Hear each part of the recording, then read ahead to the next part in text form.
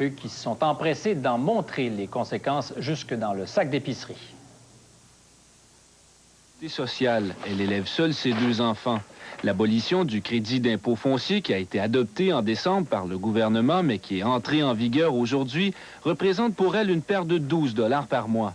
Ça coupe peut-être un sac de lait, du pain, puis, tu sais, quelques articles qui est bien banal pour bien des gens, mais pour moi, c'est beaucoup. Monsieur Desgagnés, Mme Robillard a reçu son chèque aujourd'hui. Elle a 12 $ de moins. Qu'est-ce que ça représente dans le budget d'une personne qui vit de l'assurance sociale, cette coupure-là?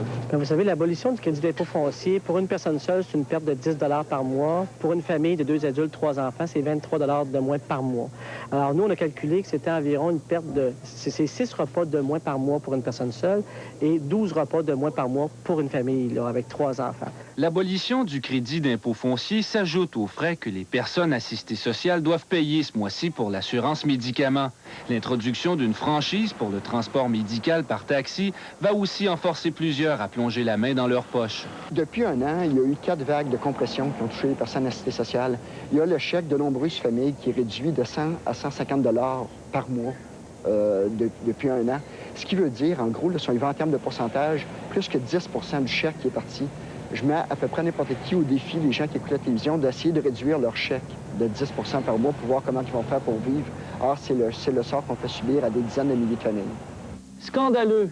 Voilà comment la Coalition nationale sur l'aide sociale décrit le comportement du gouvernement dans ce dossier. Déjà, une première journée de protestation est prévue le 15 avril prochain. Dominique Arpin, TVA, à Saint-Henri. Les taux d'intérêt ont bondi aujourd'hui, de quoi faire sursauter les emprunteurs hypothécaires. Plusieurs institutions financières ont augmenté leur taux de 35 centièmes à 1,5 point. Ces hausses entrent en vigueur demain. Par exemple, l'hypothèque d'un an fermée sera à 5,55 %. Le taux pour 3 ans augmente de 40 centièmes à 6,95 et l'hypothèque de 5 ans est désormais offerte à 7,65 %. Plusieurs investisseurs ont probablement repris leur souffle aujourd'hui après 2 journées particulièrement tourmentées sur les places financières nord-américaines.